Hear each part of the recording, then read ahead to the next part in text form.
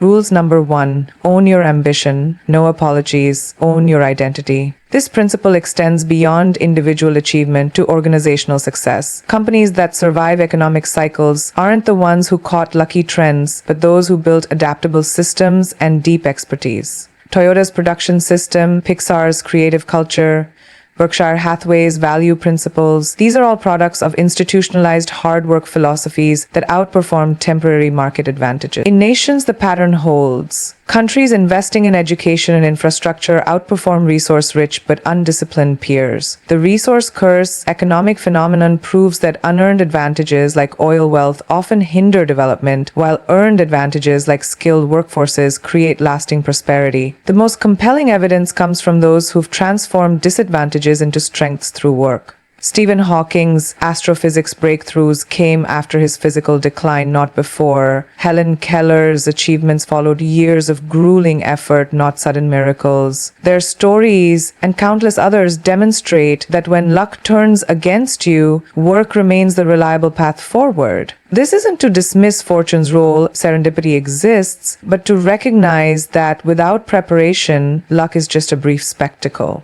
With preparation, it becomes a launching pad. The universe respects the worker because work is the language in which potential becomes reality. Every meaningful human achievement whispers this truth. What appears as luck to the uninformed is simply work the observer didn't witness. Reinvention keeps you relevant. Expended in 550 words without subheading and conclusion, the only constant in our rapidly evolving world is change itself. Technologies that seemed cutting edge 5 years ago now border on obsolescence. Industries transform overnight, and skill sets have shorter shelf lives than ever before. In this environment, reinvention isn't just an advantage, it's survival. The ability to periodically shed old versions of yourself and emerge with new capabilities separates those who thrive from those who get left behind. Consider how streaming services forced television networks to completely rethink content delivery, or how smartphones turned camera companies into software developers. This same imperative applies to individuals. What made you valuable yesterday won't necessarily make you indispensable tomorrow. Reinvention is the conscious decision to stay ahead of these inevitable shifts rather than being crushed by them. At its core, reinvention requires overcoming what psychologists call status quo bias, our natural resistance to change even when it serves our best interests. The human brain prefers familiar discomfort over uncertain improvement, which explains why so many cling to dying industries or outdated methods. But history rewards the adaptable. When Netflix transitioned from mailing DVDs to streaming, it wasn't abandoning its business model, it was future-proofing it. Similarly, professionals who've successfully navigated career pivots understand that reinvention doesn't mean starting from scratch. It means repackaging your fundamental strengths in ways that meet evolving demands. A journalist becomes a content strategist, a teacher evolves into a learning experience designer. The core competencies remain while their applications transform. The mechanics of reinvention follow a recognizable pattern. First comes awareness of shifting landscapes, then honest assessment of current relevance, followed by strategic acquisition of new capabilities. This cycle repeats throughout successful careers. Microsoft's resurgence under Satya Nadella exemplifies institutional reinvention. Shifting focus from Windows licenses to cloud computing and AI required painful but necessary changes. On an individual level, this might mean a marketing executive learning data science or a factory worker mastering robotics programming. What matters isn't the specific change, but the mindset that welcomes rather than fears necessary evolution. Reinvention isn't reactionary, it's anticipatory, reading trends before they become necessities. Technology accelerates the need for reinvention, but also democratizes the tools to do so. Online learning platforms allow mid-career professionals to acquire new skills without returning to university. Digital portfolios help people showcase evolving capabilities beyond traditional resumes. The gig economy provides laboratories for testing new professional identities. These tools make reinvention more accessible than ever, yet most fail to utilize them until crisis forces their hand. The wisest reinventions happen from positions of strength rather than desperation. When IBM pivoted from hardware to consulting services in the 1990s, it did so while still profitable, a proactive move that saved the company from following competitors into irrelevance. Psychological research reveals that the most successful reinventions honor continuity amid change. They're not reckless abandonments of the past, but thoughtful integrations of accumulated wisdom with new directions. A chef opening a food tech startup leverages decades of culinary knowledge while embracing new technologies. This approach avoids the common reinvention trap of throwing out valuable experience along with outdated methods.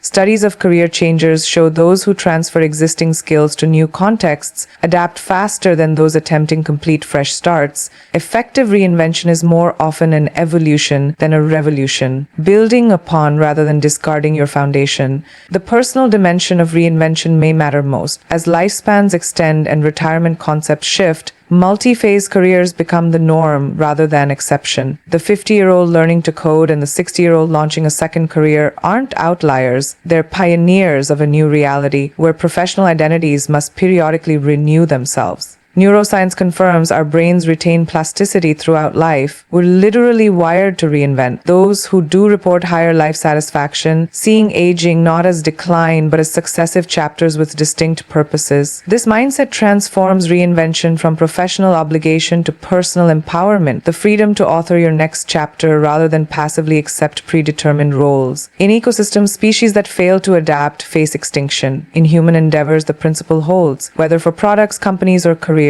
the industrial age rewarded consistency, the digital age rewards reinvention. This doesn't mean chasing every trend, but rather developing what futurists call anticipatory awareness. The ability to see around corners and prepare accordingly. The most valuable professionals and organizations share this trait.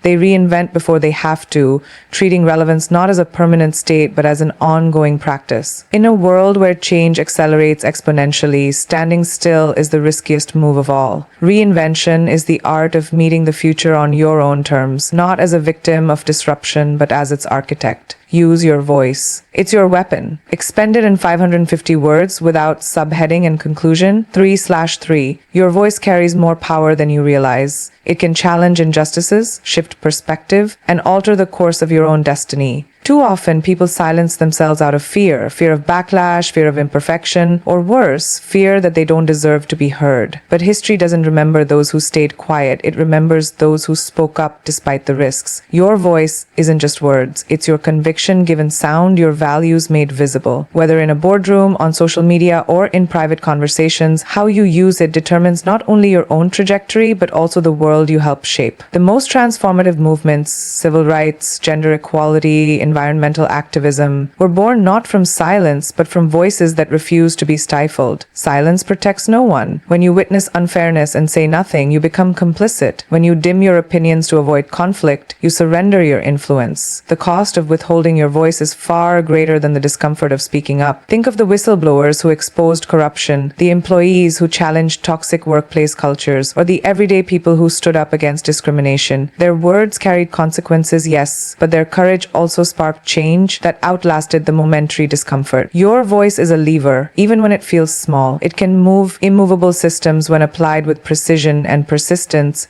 Yet using your voice effectively requires more than just volume. It demands strategy. Speaking up isn't about ranting, it's about resonating. The most impactful voices combine authenticity with empathy, delivering hard truths in ways that compel rather than repel. Consider how Malala Yousafzai advocates for education. Her power lies not in aggression, but in unwavering clarity. Or how leaders like Brené Brown turn vulnerability into strength, proving that authenticity amplifies influence. Your voice gains authority when it's rooted in lived experience, when it offers solutions rather than just criticism. It's not enough to point out problems. The goal is to inspire action. There's also a personal cost to self-censorship. When you swallow your words, you shrink your confidence. Every time you hesitate to ask for what you deserve, to push back against unfair treatment, or to share an unconventional idea, you reinforce a subconscious narrative that your thoughts don't matter. And in the long run, these inevitably unsafe conversations worsen our poverty. But the opposite is also true. Each time you speak with purpose, you expand your sense of agency. Studies show that people who assert themselves in professional settings are more likely to be promoted, respected, and trusted. Your voice isn't just a tool for external change, it's the foundation of self-respect. The digital age has democratized voice in unprecedented ways. A single tweet can ignite global movements. A viral post can pressure corporations to change policies.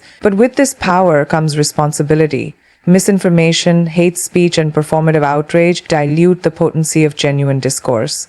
Using your voice wisely means fact-checking before sharing, listening before reacting, and wielding influence with integrity. Social media rewards loudness, but impact requires substance. The goal isn't just to be heard, it's to be worth listening to. Fear will always try to muzzle you. It will whisper that you're not qualified, that someone else should speak instead, or that the timing isn't right. But the world doesn't need more polished, perfect voices. It needs honest ones. The student who questions outdated teaching methods, the employee who calls out unethical practices, the artist who challenges mainstream narratives. These are the voices that carve progress. You don't need permission to contribute to the conversation. The only validation required is your own belief in what you're saying. Your voice is your fingerprint, unique, irreplaceable, and inherently valuable. Whether through writing, speaking, or creating, its absence creates a void no one else can fill. The quietest people often have the sharpest insights, yet the world misses them when they stay silent. Don't confuse humility with invisibility.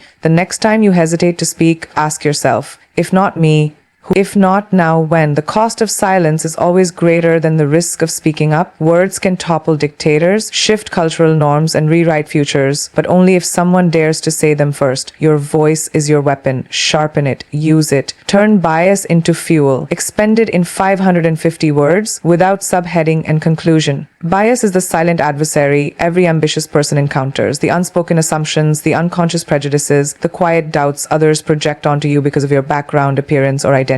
But here's the counterintuitive truth. Bias doesn't have to be your barrier. It can become your fuel. When someone underestimates you, they hand you an invisible advantage, the element of surprise. The moment they dismiss you as too young, too inexperienced, or not the right fit, they lower their guard. That's when you strike, not with anger, but with undeniable excellence. History's most formidable figures didn't overcome bias by complaining, they weaponized it, letting others' low expectations become the kindling for their relentless drive. Consider how bias operates. It's a lazy shortcut, a mental habit people use to categorize others without expending effort. When you encounter it, you're facing not reality, but someone else's limited imagination. This is why bias backfires on those who wield it. It makes them complacent while hardening your resolve. Every "you don't belong here" glance in a boardroom, every condescending "let me explain this more simply" from a colleague, every time you're mistaken for an assistant instead of the decision maker, these aren't signs of your inadequacy. They prove that you've ventured beyond the boundaries of what narrow minds consider possible. That discomfort you feel, it's the friction of breaking through. The psychology here is crucial. Studies on stereotype threat show that when people are aware of negative stereotypes about their group, it can undermine performance, unless they reframe that pressure as energizing rather than debilitating. Elite athletes do this instinctively. A hostile crowd doesn't intimidate them, it sharpens their focus. Similarly, when you interpret bias as a challenge rather than an indictment, it triggers what researchers call adversarial growth, the phenomenon where obstacles actually enhance capability. This mental shift transforms prejudice from a weight that drags you down into a current that propels you forward. Practical strategies turn this theory into results. First, master the art of the subtle correction. When someone assumes your junior staff, respond with polite expertise that forces them to recalibrate. Second, document every slight and skepticism in a private motivation file, not to dwell on grievances, but to remind yourself during tough moments why you're pushing harder than anyone expects. Third, leverage the underdog effect. Research shows people instinctively root for those perceived as disadvantaged when they demonstrate competence. Let others' low expectations set the stage for your dramatic reveal. Industries are littered with examples of those who turned bias into propulsion. Tech founders, initially dismissed as just bloggers, built billion-dollar platforms. Female scientists excluded from labs won Nobel Prizes for research conducted against all odds. Immigrant entrepreneurs, barred from traditional funding routes, bootstrapped empires. Their common trait? They treated exclusion not as a stop sign, but as a detour, one that often led to more interesting destinations than the well-trodden path. Bias forced them to innovate where privileged players grew complacent, to develop resilience where others enjoyed unearned ease. There's an alchemy to this process. The energy you might have wasted resenting unfairness gets redirected into building something so undeniable that bias crumbles against it. Every snub becomes another hour honing your craft. Every doubter becomes motivation to out-prepare everyone in the room. This isn't about proving others wrong. That's a hollow pursuit. It's about proving yourself right to yourself. The people who underestimated you will eventually claim they saw your potential all along. Let them. By then you'll be so far ahead that their opinion won't matter. The ultimate power move, transcending the need to fight bias at all. When you reach a certain level of mastery, prejudice becomes irrelevant. Your work speaks louder than preconceptions. But until then, let every microaggression, every backhanded compliment, every exclusionary tactic remind you You're threatening someone's worldview just by existing at their level. That discomfort you cause isn't your problem, it's theirs. Your only job is to keep climbing until their biases can't reach you anymore. The higher you rise, the more their dismissiveness becomes not an obstacle, but evidence of how far you've come. Bias tried to disqualify you. Instead, it trained you to operate at a level where competition fades away. That's not just overcoming adversity. That's weaponizing it. Confidence is built, not inherited, expended in 550 words without subheading and conclusion 2/2. Confidence is often misunderstood as something you either have or don't have, a genetic lottery reserved for the extroverted, the privileged, or the naturally gifted. But this myth crumbles under scrutiny. Real confidence isn't bestowed at birth, it's forged through action. It's not the absence of fear, but the accumulation of small victories that prove to yourself again and again that you're capable of more than you imagined. The trembling hands before a first speech, the shaky voice in an early negotiation, the hesitation before hitting send on a bold proposal. These aren't signs of weakness. They're the raw materials from which confidence is constructed, one deliberate act of courage at a time. Neuroscience reveals confidence as a learnable skill, a neural pathway strengthened through repetition. When you force yourself to speak up in meetings despite anxiety, you're not just sharing an idea, you're training your brain to associate visibility with survival. Each time you attempt something beyond your current comfort zone, win or lose, you dilute fear's potency. Psychologists call this exposure therapy in clinical contexts, but the principle applies universally. Confidence grows in direct proportion to how often you willingly face what unsettles you. The elite performer who seems born for the stage likely battled stage fright for years before making it look effortless. Their ease isn't innate. It's earned through hundreds of performances where they chose to continue despite trembling knees. This developmental process follows observable patterns. First comes the awkward phase, the fumbled attempts where self-consciousness dominates. Next emerges functional competence where skill outpaces poise. Finally arrives integration where ability and assurance synchronize. But crucially, this progression only occurs through what researchers term deliberate discomfort, the conscious choice to operate slightly beyond current capacities.